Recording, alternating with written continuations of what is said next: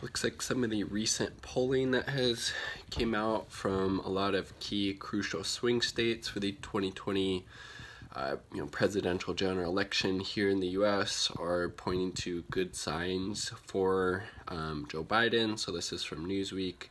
Recent polling in Michigan, Wisconsin, Pennsylvania, and Florida, states that former President Barack Obama carried in 2008 and 2012, but Trump won in 2016, showed Biden several points ahead of the incumbent president. Meanwhile, the traditionally Republican stronghold of Arizona appears to be shifting blue, although the state has only voted for a Democratic presidential candidate once in the 5 decades, at 96 for Bill Clinton in his presidential re-election. So obviously the swing states are crucial. We kind of already know basically the states that will already be going to the Democratic nominee, whether it's Biden or whoever else. It's kind of nuts to think that it will be Joe Biden, but I mean, I don't see how it would be anybody else at this point. And obviously the states that will lean heavily to the Republican side, to Donald Trump. So as this points out, Michigan, Wisconsin, Pennsylvania, Florida, huge, as well as Arizona. If somehow that was able to shift to the Democrats, to Biden, that would be huge. And Biden is also up nationally in the polls by several points.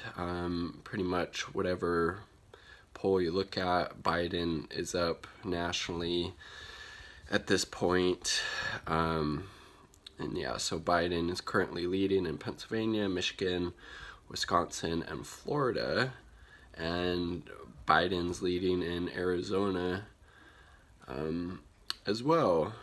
But, the Trump campaign's pointing out in this article, leads in polling don't necessarily translate to, victories in November general election.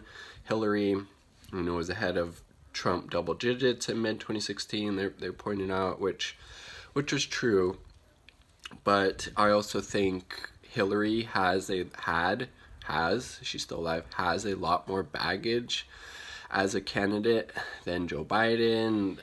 Just the whole kind of corruption that just entangles the Clintons, and just people had a really negative view of Hillary in general. Joe Biden, there doesn't seem to be as much negative associations with him, as much as I dislike him as a politician, as a political candidate.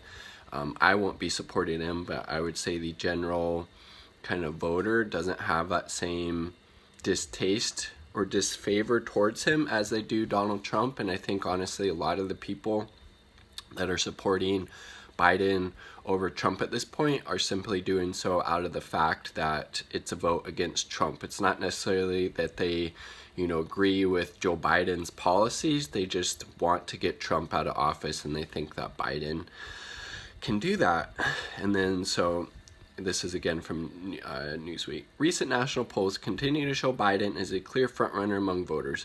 Polling by Fox News conducted May 17th to May 20th showed the former vice president with support from 48% of voters compared to 40% who backed Trump, a lead of 8 points. That's pretty decent.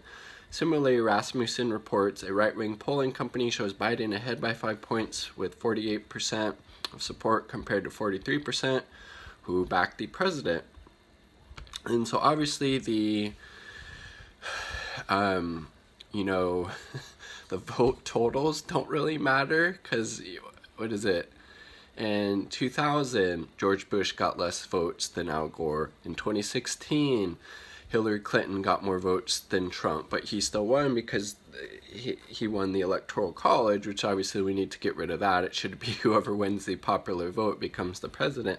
That's a different discussion. So this electoralvotemap.com, they basically use a aggregate of all these different polling sites to come up with a rough estimate of what the Electoral College outcome will be. And so now Trump at 204, Biden at 248, toss up at 86 with the states they haven't called yet: Arizona, Florida, North Carolina, Pennsylvania, Wisconsin. So again, the polls that we just looked at, Arizona, Wisconsin, Pennsylvania, and Florida all show Biden up right now, and they didn't say anything about North Carolina being a swing state, so I mean,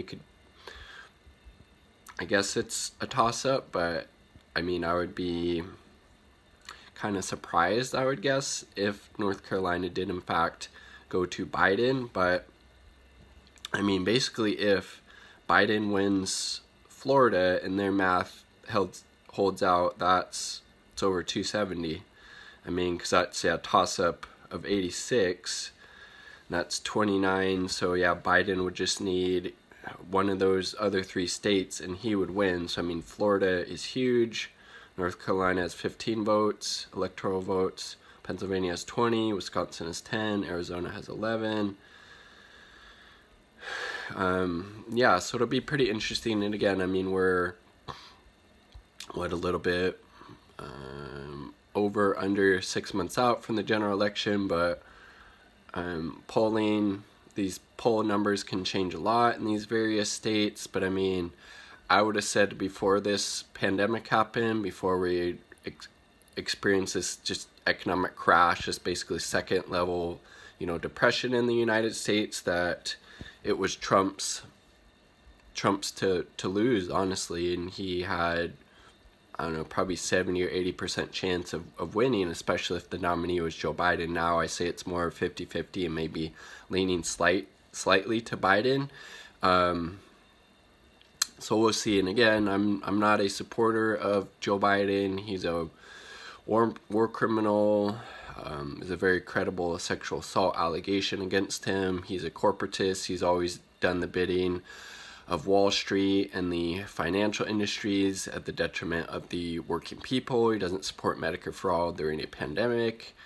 Doesn't support any of these very much needed populist, policy platforms that we need to support the working people of the United States.